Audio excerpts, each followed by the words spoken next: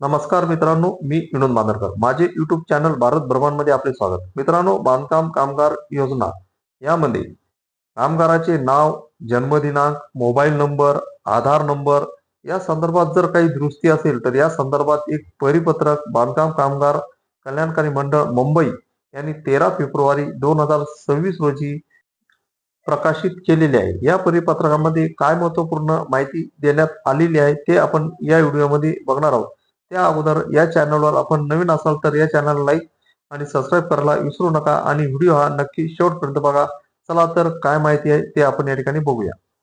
महाराष्ट्र इमारत व इतर बांधकाम कामगार कल्याणकारी मंडळ मुंबई यांनी दिनांक 13 फेब्रुवारी 2026 रोजी हे परिपत्रक अप्पर कामगार आयुक्त, कामगार उप आयुक्त, कोकण, पुणे, नागपूर, अमरावती, नाशिक, छत्रपती संभाजीनगर, कामगार उप आयुक्त, सहाय्यक कामगार उप आयुक्त, सरकारी कामगार अधिकारी, जिल्हा कामगार सुविधा केंद्र इत्यादी सर्व यांना हे पत्र या ठिकाणी दिलेले आहे. विषय असा आहे बांधकाम कामगाराच्या नोंदणी, नूतनीकरण व लाभाच्या अर्जाबाबत. याच्यामध्ये विषय जरी नोंदणी आणि नूतनीकरण याबाबत दिलेला आहे तरी या संदर्भात अपडेट संदर्भात महत्वपूर्ण माहिती या ठिकाणी परिपत्रकामध्ये दिलेली आहे, ते आपण या ठिकाणी बघूया. मंडळाच्या संदर्भीय पत्राद्वारे बांधकाम कामगारांनी संगणक प्रणालीवर नोंदणी, नूतनीकरण व लाभाचा अर्ज सादर केल्यावर त्यावर करावयाच्या कार्यवाहीबाबत सर्वकष सूचना देण्यात आलेल्या आहेत. सदर पत्रातील अनुक्रमांक 13 मध्ये खालीलप्रमाणे नमूद केले आहे. म्हणजे या ठिकाणी तुम्ही नवीन नोंदणी करत असाल किंवा नूतनीकरण जर करत असाल तर त्यामध्ये तुम्ही काय काय करू शकता त्या संदर्भात माहिती या ठिकाणी देण्यात आलेली ती आपण बघूया. बांधकाम कामगारांना त्यांचा तपशील बदलामध्ये स्वतःचे नाव, फोटो, जन्मदिनांक, आधार क्रमांक यामध्ये कोणताही बदल करता येणार नाही.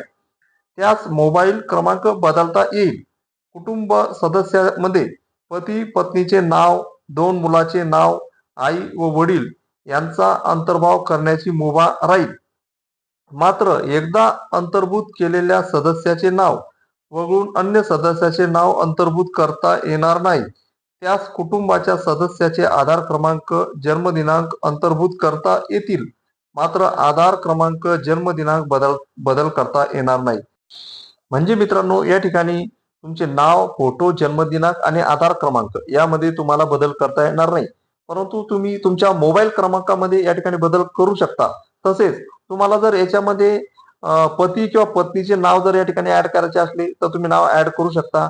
तुमचे एक मुलाचं नाव अगोदर असेल तर दुसरं मुलाचं जर नाव या ठिकाणी ऍड करायचं असलं तर जास्तीत जास्त 2 मुलांचे नाव या ठिकाणी तुम्ही ऍड करू शकता. आणि आई व वडील यांच्या नावाचा अंतर्भाव जर यात करायचा असला तर तुम्ही या ठिकाणी करू शकता.